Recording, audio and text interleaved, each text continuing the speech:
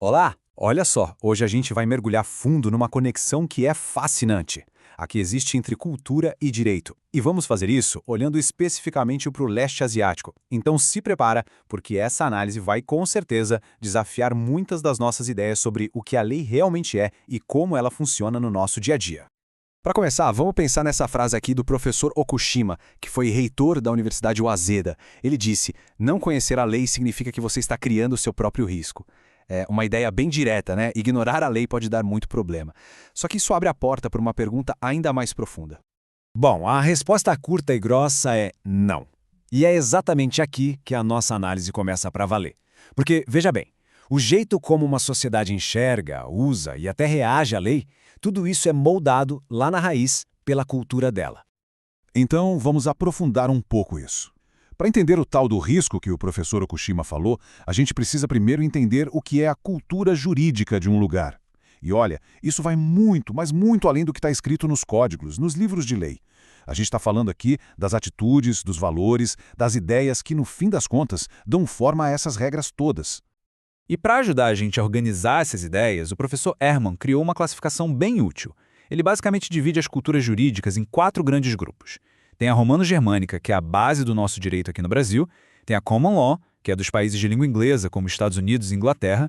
Tem a socialista e, por fim, a não ocidental. É exatamente nessa última categoria que o direito do leste asiático se encaixa e é para lá que a gente vai olhar hoje.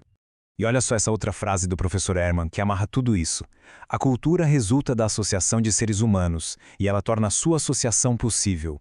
Ou seja, o direito não nasce do nada, sabe? Ele é um fruto direto da cultura, da forma como as pessoas interagem.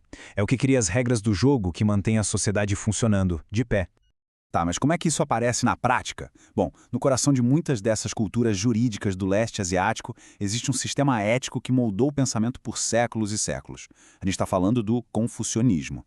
Basicamente, o confucionismo coloca a harmonia do grupo, o dever moral com a família e a sociedade, acima dos direitos do indivíduo. E aqui, gente, está uma diferença gigantesca em relação a muitas tradições do Ocidente. Essa ideia influencia tudo, absolutamente tudo, do direito de família ao jeito de resolver uma briga. E isso não é só filosofia, não. Essa influência virou lei, de verdade. A gente vê esses valores confucionistas sendo colocados nos códigos jurídicos da China, do Japão, da Coreia. Isso vem de muito tempo, desde a dinastia Tang na China, passando pelo período Tokugawa no Japão, até a dinastia Ai na Coreia. É uma conexão histórica muito forte, muito profunda. Agora, vamos pegar um exemplo bem concreto e que eu acho fascinante para ver essa cultura em ação. É uma coisa que pode até parecer simples para a gente, mas que lá tem um peso e uma função jurídica totalmente diferente. O pedido de desculpas. Pensa bem, em muitos lugares pedir desculpas pode ser visto quase como uma confissão de culpa, né? Lá não é bem assim. Um pedido de desculpas tem efeitos jurídicos reais. Ele pode diminuir uma indenização, pode ser algo que um juiz na Coreia do Sul ordena que seja feito, e é super importante para resolver casos de difamação ou até disputas de patentes. No fundo, é uma ferramenta jurídica para restaurar a harmonia que foi quebrada. E mais curioso disso tudo é como essas características tão únicas, tipo o poder de um pedido de desculpas, acabaram sendo muitas vezes mal interpretadas pelo Ocidente. E é aí que entra uma teoria com um nome um pouco complicado, mas bem importante, o orientalismo jurídico. O que é isso, afinal? Em resumo, é aquela ideia meio preconceituosa e simplista de que os sistemas jurídicos de lá são, sei lá, tradicionais demais, que pararam no tempo, que são menos desenvolvidos. É uma visão que a gente vai desconstruir agora, mostrando que a realidade de hoje é muito, muito diferente.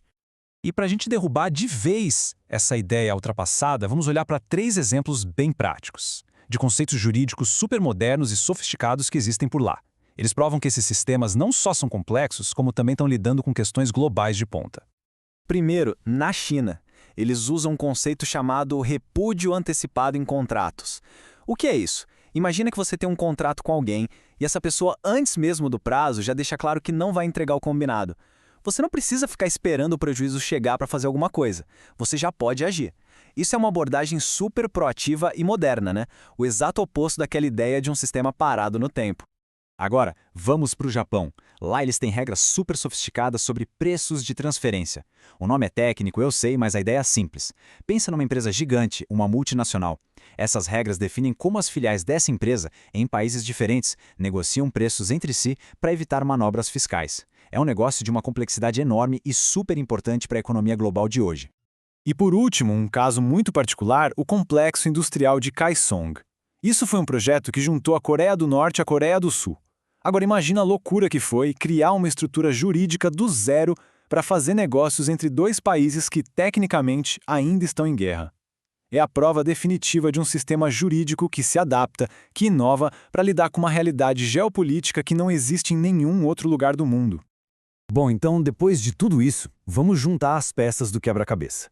A gente consegue ver que o cenário é muito mais complexo e muito mais interessante do que aquela visão simplista sugeria.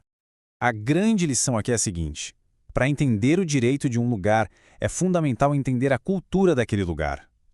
Os sistemas jurídicos do leste asiático não são uma versão atrasada dos sistemas ocidentais. Pelo contrário, são estruturas super sofisticadas, que estão sempre evoluindo e que refletem uma história e valores que são únicos e muito dinâmicos. E isso tudo nos deixa com uma pergunta para a gente pensar, né?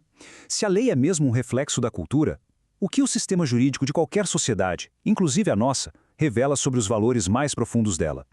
É uma pergunta que nos convida a olhar para além do papel, além do que está escrito na lei, e tentar entender as forças humanas que estão por trás de tudo.